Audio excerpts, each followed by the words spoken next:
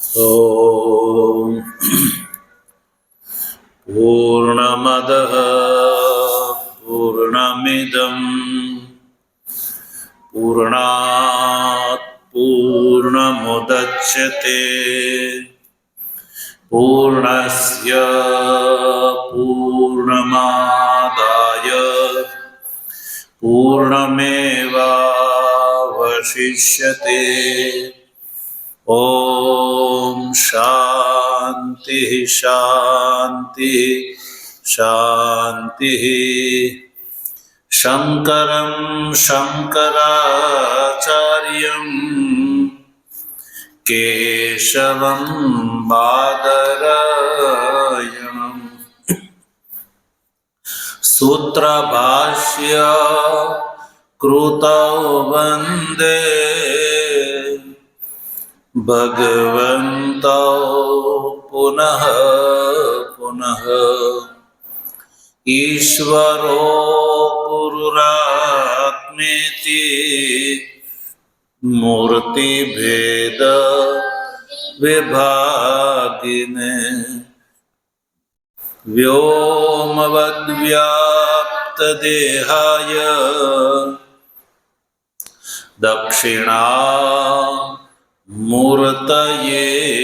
नमः। ओम शांति शांति शांति।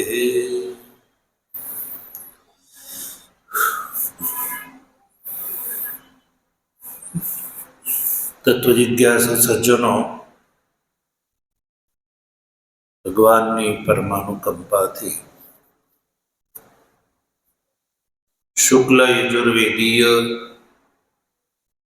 काण्व शाखानी ईशावास्य उपनिषदना शांकर भाष्य सहित विचार क्रमानुसार गई काले आपणे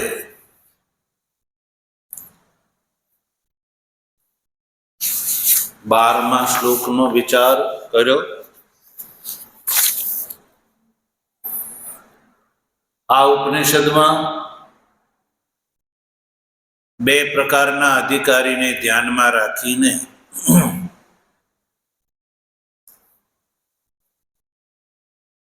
પ્રતિપાદન કરવામાં આવ્યું છે। શુદ્ધ અંતકરણ વાળો અધિકારી અને અશુદ્ધ અંતકરણ વાળો અધિકારી। શુદ્ધ અંતકરણ વાળો અધિકારી સંન્યાસી અને અશુદ્ધ અંતકરણ વાળો અધિકારી જે છે એ ગૃહસ્થી કર્મયોગી। તો સજ્જનો, શુદ્ધ અંતકરણ વાળા વિરક્ત અને સંન્યાસી માટે ઈશાવાસ્યમ ઇત્યાદિ શ્લોકથી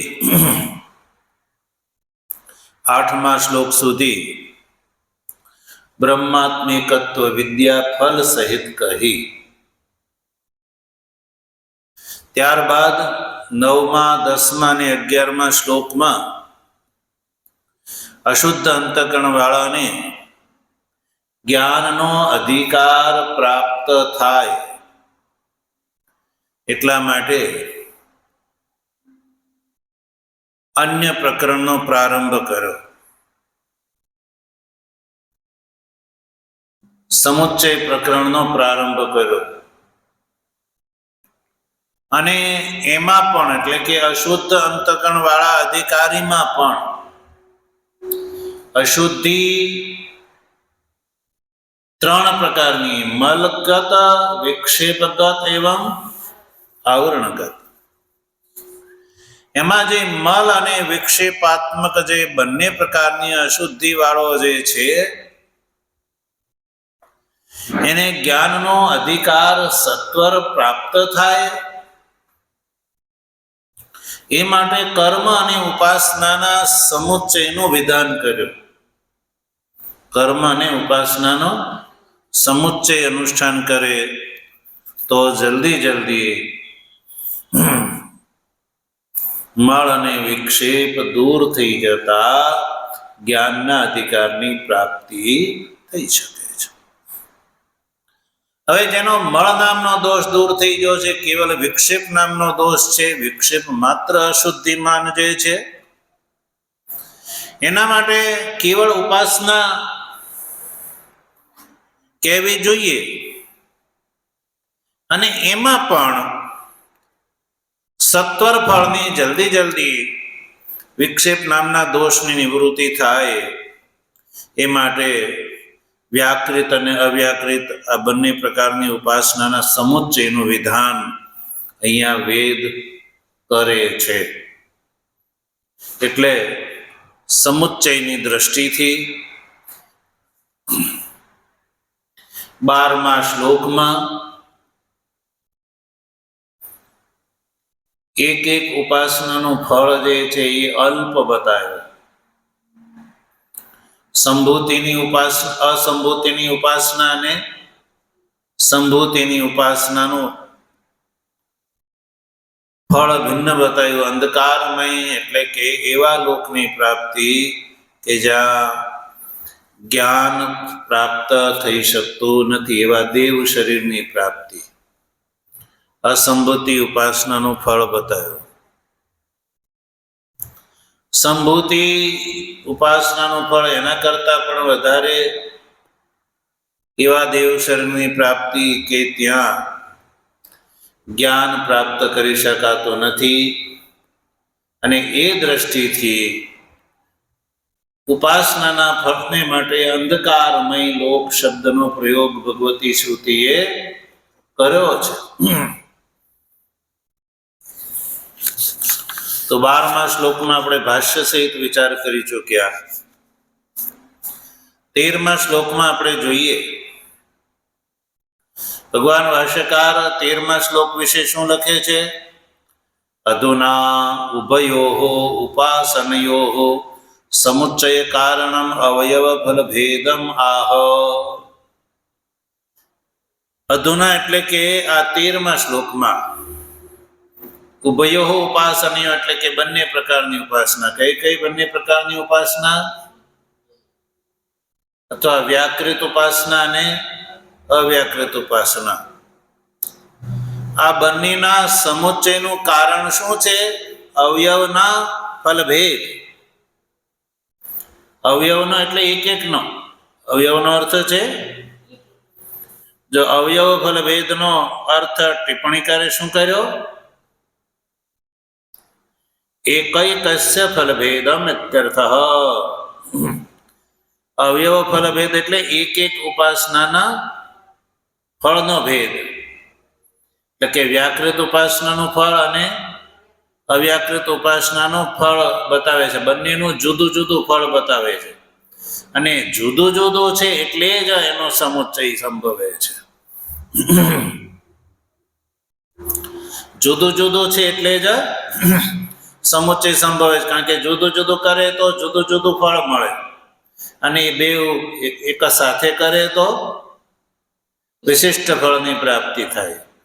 સત્વર જલ્દી વિક્ષેપ નામના દોષની નિવૃત્તિ થઈ જાય નિષ્કામ ભાવથી કરે તો.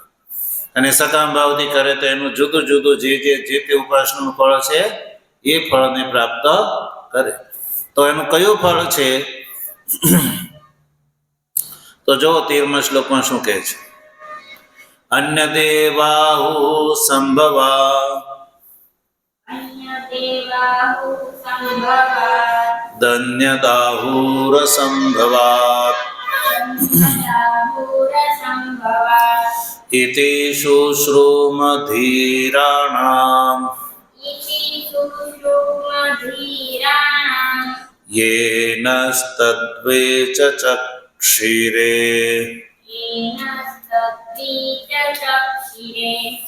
અન્ય દેવાહુ સંભવા ધન્યદાહુર સંભવાત ઇતિ શુશ્રુમધીરાણામ धीराणां येनस्तद्वेचक्षिरे येन तद्विचक्षिरे સંધિ વિગ્રહ જોઈ લઈએ. અન્યદ એવ આહુઃ સંભવાત, એ દકારમાંથી અકાર નીકળશે. અન્યદ આહુઃ અસંભવાદ, રેફમાંથી અકાર નીકળશે એટલે અસંભવાદ. ઇતિ શુશ્રુમા ધીરાણામ યેનઃ તદ વિચચક્ષિરે. સંધિ વિગ્રહ થયો. હવે આપણે આ શ્લોકના 3 વાક્ય બનશે. પૂર્વાર્ધના 2 વાક્ય બનશે અને ઉત્તરાર્ધનું 1 વાક્ય બનશે. તો પૂર્વાર્ધનું પહેલું ચરણ છે, એમાં પહેલું વાક્ય છે અન્ય દેવાહુઃ સંભવાત, એટલે કે સંભવાત અન્યદ એવ આહુઃ, એ વાક્ય બન્યું. પછી અન્યદ આહુઃ અસંભવાત, એનું વાક્ય રૂપ થયું અસંભવાત અન્યદ આહુઃ. ઉત્તરાર્ધનું 3જું વાક્ય ઇતિ ધીરાણામ શુશ્રુમઃ, ઇતિ ધીરાણામ શુશ્રુમઃ યેનઃ તદ વિચચક્ષિરે. આ રીતે 3 વાક્ય બન્યા. તો પૂર્વાર્ધના પ્રથમ ચરણનું પહેલું વાક્ય છે, શ્રુતિ કહે છે કે સંભવાદ અન્યદ એવ આહુઃ. સંભવાદ એટલે સંભૂતિની ઉપાસનાથી અન્યદ ફળ, એટલે કે અસંભૂતિથી અન્યદ ભિન્ન ફળ. અન્યદનો અર્થ છે ભિન્ન ફળ, જુદું ફળ. સંભવથી સંભૂતિની ઉપાસનાથી જુદું ફળ. કોનાથી જુદું ફળ? અસંભૂતિથી જુદું ફળ. પછી કીધું અસંભવાદ અન્યદ આહુઃ, અસંભૂતિની ઉપાસનાથી અન્યદ એટલે જુદું ફળ. કોનાથી?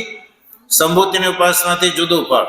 એટલે બંને ઉપાસનાના ફળ જુદા જુદા છે. કેવી રીતે ખબર પડી? તો કયું ઇતિ ધીરાણામ વચનમ શુશ્રુમા. તો આ જે વેદના ઋષિ જે છે દધ્યંગ અથર્વણ કહે છે કે ધીરાણામ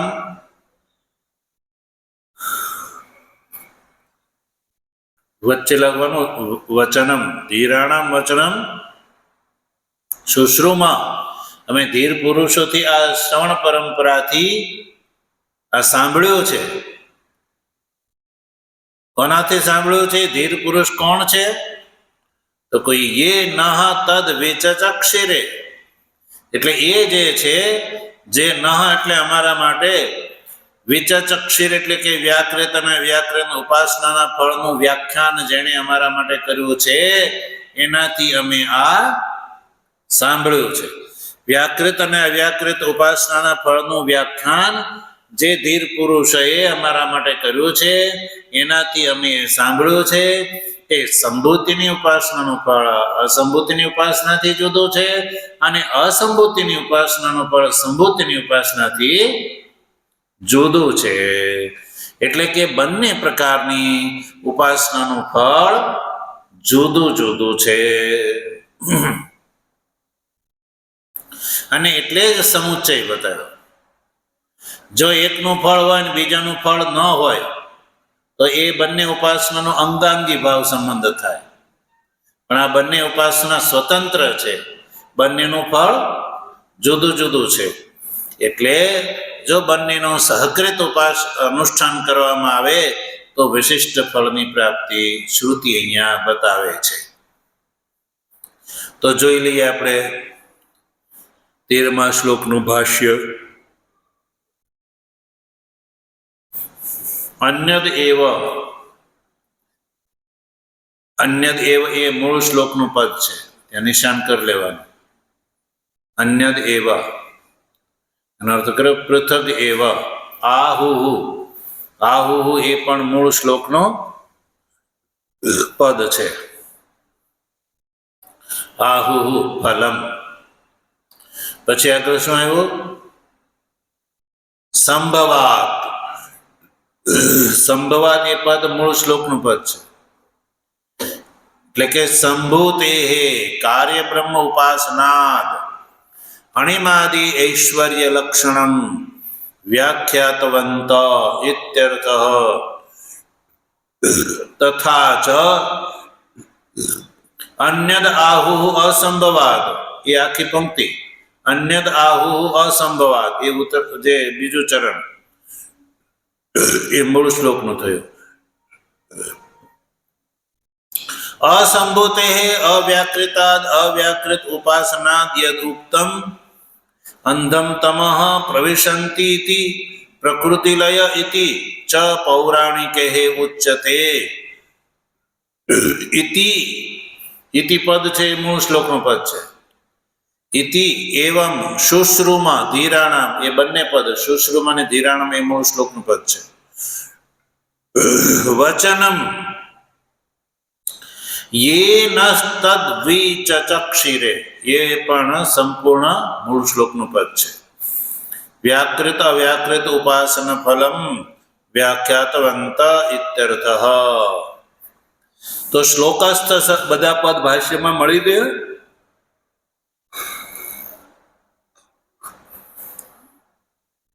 તો જો ભાષ્યકાર તો જે ક્રમ છે ને એ જ રીતે ક્રમથી ભાષ્ય કરે છે. અન્યદ એવ આહુહુ સંભવાદ. તો આ પંક્તિમાં અન્યદ એવનો અર્થ શું થયો?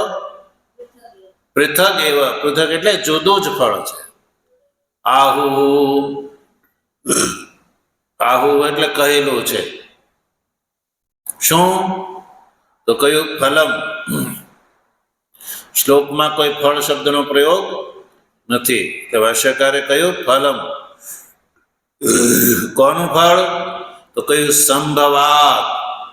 એટલે સંભવ સંભૂતની ઉપાસનાથી સંભૂતિ ઉપાસનાનું ફળ અન્ય જ કયું છે. એટલે કે અસંભૂતિની ઉપાસનાથી સંભૂતિની ઉપાસનાનું ફળ જુદું કયું છે. હવે શ્લોકમાં સંભવાત શબ્દ આવ્યો કે નહીં, તો સંભવાત એ શબ્દનો અર્થ ભાષ્યકાર કરે છે. સંભવાત મને સંભૂતે હે. સંભવાતનો અર્થ છે સંભૂતે હે. સંભૂતિથી શું અભિપ્રાય છે? તો કયું? કાર્ય બ્રહ્મ. સંભૂતિનો અભિપ્રાય છે કાર્ય બ્રહ્મ. તો કાર્ય બ્રહ્મની ઉપાસનાથી શ્લોકમાં તો કોઈ ઉપાસના શબ્દનો પણ પ્રયોગ નથી. એટલે સંભવાત એટલે સંભૂતિની ઉપાસનાથી એટલે કે કાર્ય બ્રહ્મની ઉપાસનાથી અન્યદ ફળ કયું છે? શું કયું છે? અન્યદ એટલે જુદું ફળ કયું છે? કોનાથી જુદું? અસંભૂતિની ઉપાસનાથી જુદું. એટલે સંભૂતિની ઉપાસનાનું ફળ અસંભૂતિની ઉપાસનાથી જુદું છે. શું ફળ છે? કાર્ય બ્રહ્મની ઉપાસનાથી શું ફળ મળે છે? તો શ્લોકમાં તો કોઈ વાત વિશેષ કરી નથી. ભાષ્યકાર છે એ શ્રુતિ તાત્પર્યવિદ છે. એટલે કહે છે કે અણિમાદિ ઐશ્વર્ય લક્ષણમ.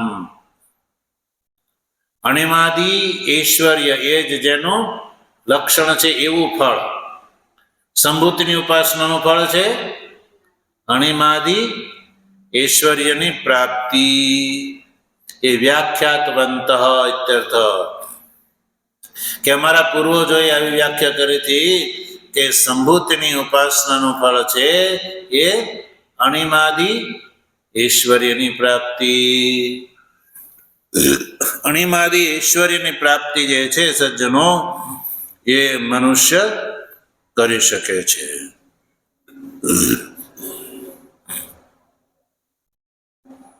આવું વ્યાખ્યાન કરેલું છે. આ વેદના ઋષિ કહે છે કે અમારા પૂર્વએ એવું વ્યાખ્યાન કર્યું હતું કે સંભૂતિની ઉપાસનાનું ફળ છે એ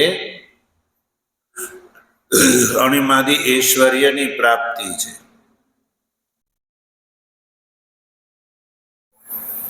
અણિમા પછી મહિમા, લઘિમા અને ગરિમા, પછી ઈશિત્વ અને વશિત્વ, પછી પ્રાકામ્ય, પ્રાકામ્ય આઠમું છે. તો આ ઐશ્વર્ય અણિમાદી અષ્ટસિદ્ધિ જેને કહેવામાં આવે. શું કહેવામાં આવે? અણિમાદી અષ્ટસિદ્ધિ. તો જે અધિકારી આ સંભૂતિની ઉપાસના કરે છે તો એ સંભૂતિની ઉપાસનાના સકામ સંભૂતિની ઉપાસનાનું ફળ છે ઐશ્વર્યાદિની પ્રાપ્તિ. અણિમાદી ઐશ્વર્યાદિની પ્રાપ્તિ. ભાઈ,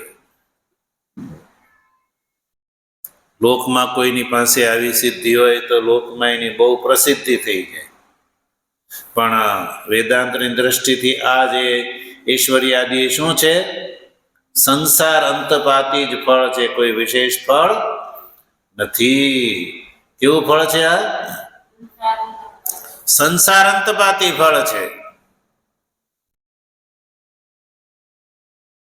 તો અણિમાનો અર્થ છે કે એવી સિદ્ધિ કે જે પોતાના સ્થૂળ શરીરને અણિમ એટલે સૂક્ષ્મ બનાવી શકે. કેવું? સૂક્ષ્મ બનાવી શકે. પોતાના શરીરને સૂક્ષ્મ બનાવી દે તો કોઈને દેખાય નહીં એવું. એવું સૂક્ષ્મ બનાવી દે કે કોઈ જોઈ શકે નહીં. અણિમાની સામે બીજી સિદ્ધિ મહિમા, એટલે કે એ બીજા પ્રકારની સિદ્ધિનું સ્વરૂપ એવું છે કે પોતાના શરીરને એટલું મહાન વિશાળ બનાવી દે. તો એ મહિમા સિદ્ધિ, અણિમા મહિમા. પછી લઘિમા અને ગરિમા. લઘિમા એટલે કે પોતાના શરીરને હળવું બનાવી દેવું, અને ગરિમા એટલે પોતાના શરીરને ભારે બનાવી દેવું. પછી ઈશિત્વ એટલે કે સર્વની ઉપર શાસન કર્તૃત્વ. વશિત્વ એટલે બીજાને પોતાને વશ કરી લેવું. પ્રાકામ્ય એટલે કે ઈચ્છા અનુસાર પદાર્થની પ્રાપ્તિ કરી લેવી વગેરે. જે આ જે અષ્ટસિદ્ધિ છે, જો હનુમાનજીની અંદર આ આઠેય સિદ્ધિ હતી. હનુમાનજીની અંદર હનુમાનજી જ્યારે લંકામાં ગયા ત્યારે મશક રૂપ ધારણ કર્યું. કેવું? મશક એટલે મશકની જેવું સૂક્ષ્મ, મશકની સમાન સૂક્ષ્મ રૂપ ધારણ કરી લીધું હતું. તો સુરસાના મુખમાં ચાલ્યા ગયા હતા, અને પછી મહાન એવું રૂપ ધારણ કર્યું કે જલધિ લાંઘી ગયે અચરજ નાહી. જલધિ એટલે સમુદ્ર, સમુદ્રનું લંઘન કરી ગયા. એટલું મોટું શરીર વધાર્યું કે જેમ આપણે કોઈ ખાળ ટપી જઈએ સહજતાથી, એમ હનુમાનજી એટલું પોતાનું શરીર વધાર્યું કે સમુદ્રને ખાળની જેમ એ ટપી ગયા. અણિમા, લઘિમા, ગરિમા, મહિમા બધી સિદ્ધિ હનુમાનજી પાસે હતી. એટલે તુલસીદાસજીએ હનુમાન ચાલીસામાં લખ્યું, અષ્ટ સિદ્ધિ નવ નિધિ કે દાતા. તો આ અષ્ટ સિદ્ધિ વગેરેની પ્રાપ્તિ સંભૂતિની ઉપાસનાથી સકામ ભાવથી કરવામાં આવે તો થાય છે. તથા ચ અન્યદ આહુહુ અસંભવાત. સંભૂતિની ઉપાસનાથી શું ફળ મળે છે? તો સંભૂતિની ઉપાસનાથી અન્યદ એટલે જુદું. શું? અસંભૂતે હે એટલે કે અવ્યાકૃતાત. અસંભૂતિનો અર્થ છે અવ્યાકૃત. એટલે અવ્યાકૃત ઉપાસના, અવ્યાકૃત ઉપાસનાથી યદ ઉક્તમ અંધમ તમ પ્રવિશંતિ.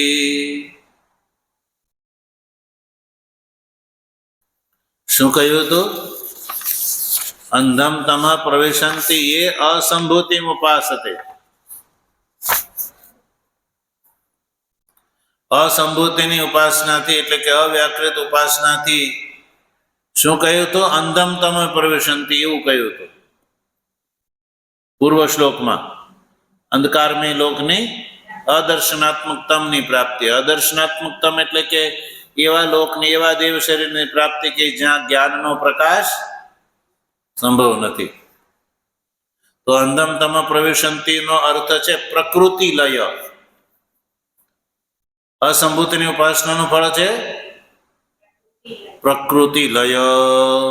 પ્રકૃતિની અંદર લય થઈ જવો, પ્રકૃતિમાં લય થઈ જવું. આ કઈ ઉપાસનાનું ફળ છે? અવ્યાકૃત અસંભૂતિ ઉપાસનાનું. સકામ ભાવથી કરવામાં આવે તો આ ફળ છે. પ્રકૃતિ લય ઇતિ ચ પૌરાણિકે ઉચ્યતે. ભાષ્યકાર લખે છે કે પૌરાણિક એટલે કે પુરાણોમાં આ પ્રકૃતિ લય એ જે ફળનું વર્ણન કરેલું છે. પ્રકૃતિ લય અસંભૂતિ ઉપાસનાનું ફળ છે પ્રકૃતિ લય એવું પૌરાણિકો કહે છે. પૌરાણિકે ઉચ્ચતે. જો તો બીજા પ્રકૃતિ લય ઉપર ટિપ્પણી છે, 2 નંબરની ટિપ્પણી. પુરાણમાં શું કહેલું છે?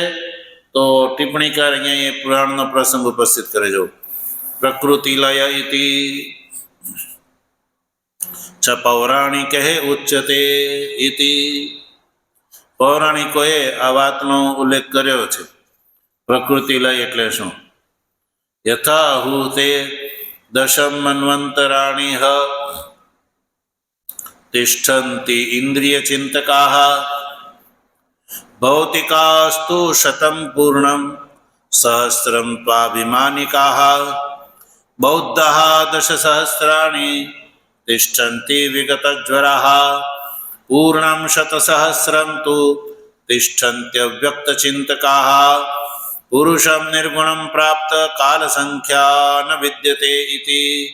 અત્ર અવ્યક્તમ પ્રકૃતિઃ તચ્ચિંતકાઃ તત્ર એવ લીનાઃ સંતઃ પૂર્ણમ શતસહસ્રમ મન્વંતરાણિ તિષ્ઠન્તિ ઇતિ એષ તેષાં પ્રકૃતિલયઃ વાયુપુરાણોક્તઃ.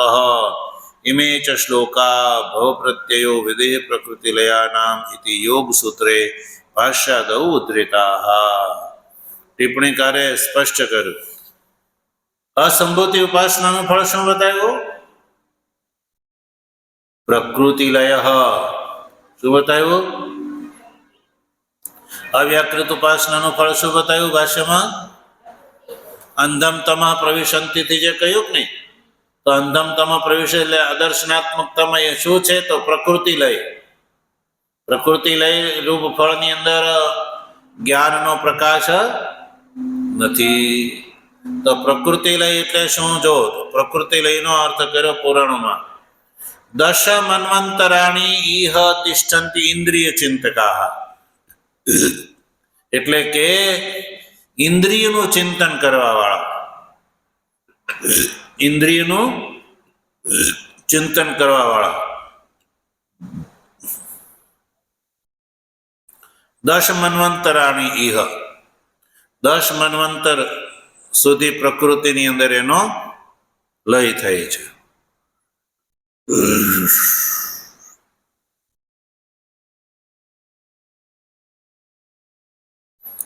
10 મન્વંતર સુધી ઇન્દ્રિય ચિંતકો જે છે એનો પ્રકૃતિમાં લય થાય છે. 10 મન્વંતરાણી ઇન્દ્રિય ચિંતકા.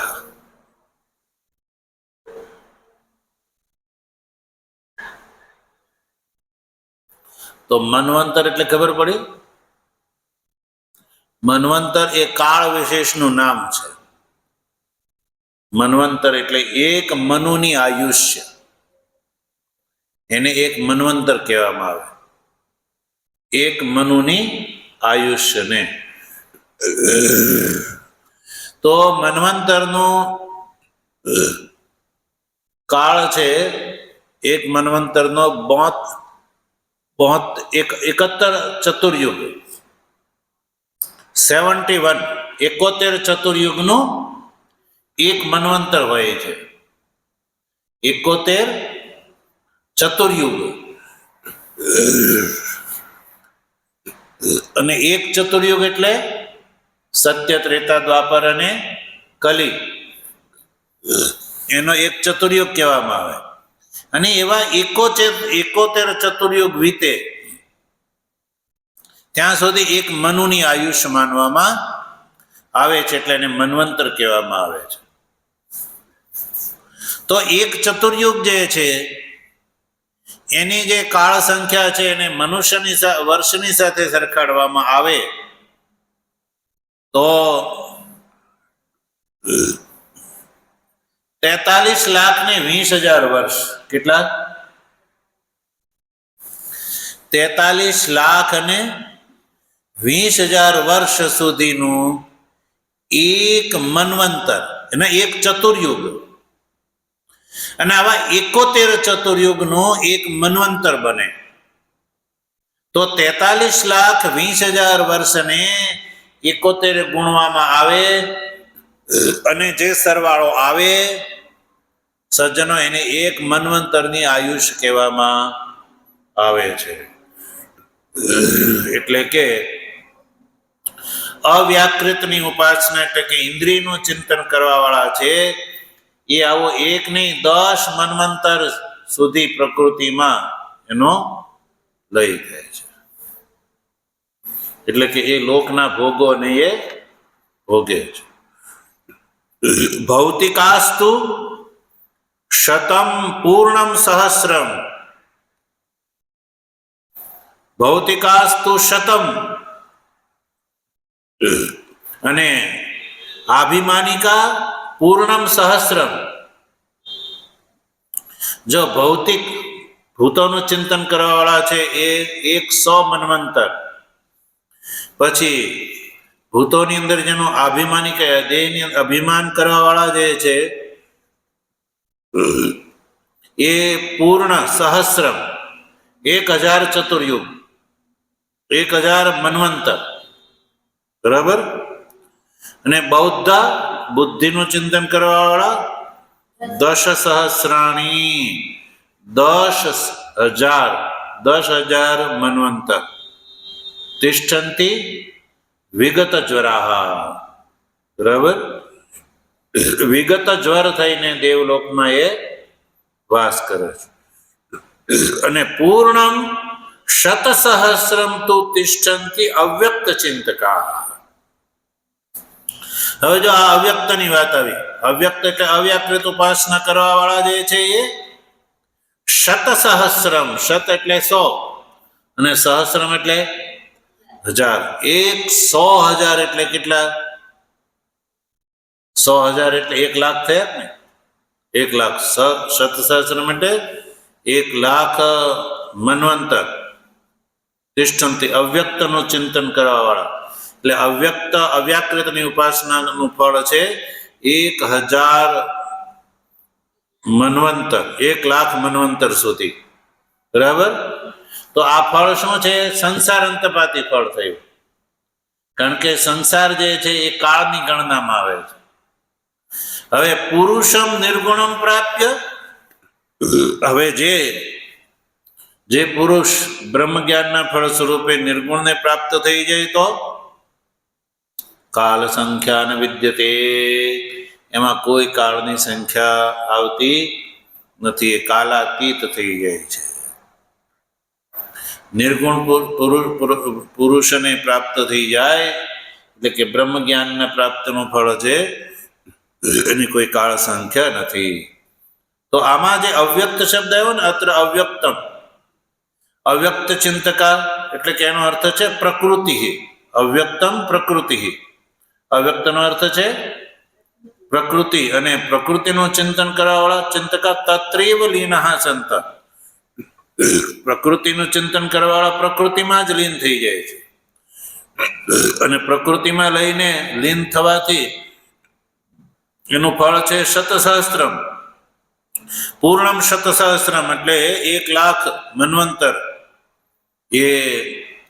એ દેવાદિ શરીરને પ્રાપ્ત કરે છે. તો ઇતિ એષ તેષાં પ્રકૃતિ લયો વાયુ પુરાણો ઉક્તમ. તો આ રીતે પ્રકૃતિ લઈ વાયુ પુરાણની અંદર ફળ બતાવ્યું છે.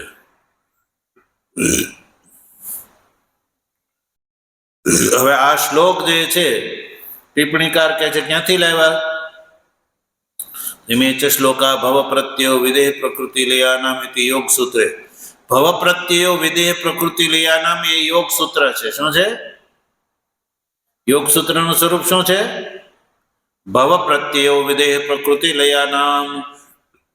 એ સૂત્રના ભાષ્યમાં ભાષ્યકારે આ શ્લોકોને ઉદ્ધરણ રૂપથી ટાંક્યા છે. ત્યાંથી ટિપ્પણીકાર જે છે એ અહીંયા પ્રસ્તુત કરે છે.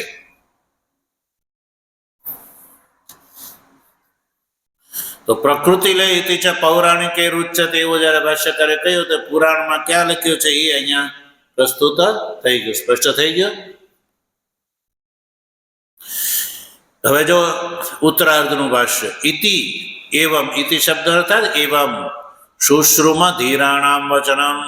અમે આ રીતે ધીર પુરુષોનું વચન આવું અમે પરંપરાથી સાંભળ્યું છે. કોનાથી સાંભળ્યું છે? યે નસ્તદ્વિ ચચક્ષિરે, એટલે કે અમારા માટે જેને વ્યાકૃત અને અવ્યાકૃત ઉપાસનાનું ફળનું વ્યાખ્યાન કર્યું છે એનાથી અમે આ સાંભળ્યું છે. વ્યાકૃત અવ્યાકૃત ઉપાસના ફલમ વ્યાખ્યાતવંત. વ્યાકૃત અને અવ્યાકૃત બંને ઉપાસનાના ફળનું જેને વ્યાખ્યાન કર્યું છે એનાથી અમે અવ્યાકૃત ઉપાસનાનું આ ફળ છે એવું સાંભળ્યું છે. ઇત્યર્થ. તો સજ્જનો આ રીતે 13મા શ્લોકની અંદર વ્યાકૃત ઉપાસનાનું ને અવ્યાકૃત ઉપાસનાનું, સકામ ઉપાસનાનું આ ફળ જુદું જુદું બતાવ્યું. હવે જો આ નિષ્કામ ભાવથી આ ઉપાસના કરવામાં આવે, સમુચિત ઉપાસના કરવામાં આવે તો વિશિષ્ટ ફળની પ્રાપ્તિ, એટલે કે મળ અને વિક્ષેપ નામના દોષની આ ઉપાસના કોના માટે છે? વિક્ષેપ નામના દોષની નિવૃત્તિ માટે. વિક્ષેપ નામનો દોષ જો નિષ્કામ ભાવથી કરવામાં આવે તો ઉપાસનાનું ફળ છે વિક્ષેપ નામના દોષની નિવૃત્તિ, જલ્દી નિવૃત્તિ. સહકૃત ઉપાસના કરવામાં આવે તો જલ્દી. કર્મ અને ઉપાસનાનું સમુચિત અનુષ્ઠાન કરવામાં આવે તો મળ અને વિક્ષેપ દોનોની નિવૃત્તિ. અને વ્યાકૃત અને અવ્યાકૃત ઉપાસનાનું જો અનુષ્ઠાન કરવામાં આવે તો વિક્ષેપ દોષની જલ્દી નિવૃત્તિ. એટલે આ રીતે 13મા શ્લોકમાં ભગવાન ભાષ્યકારે આ રીતે સ્પષ્ટ કર્યું. ઓમ પૂર્ણમદ પૂર્ણમિદમ પૂર્ણાત પૂર્ણમુદચ્યતે પૂર્ણસ્ય પૂર્ણમાદાય પૂર્ણમેવાવશિષ્યતે. ઓમ શાંતિ શાંતિ શાંતિ. શંકરં શંકરાચાર્યં કેશવં બાદરાયણં સૂત્રભાષ્ય કૃતૌ વંદે ભગવन्तૌ પુનઃ પુનઃ. ઈશ્વરો ગુરુરાત્મેતિ મૂર્તિભેદ વિભાગિને વ્યોમવદ્વ્યાપ્તદેહાય દક્ષિણા મૂર્તયે નમઃ. ઓમ શાંતિ શાંતિ શાંતિ. સદગુરુ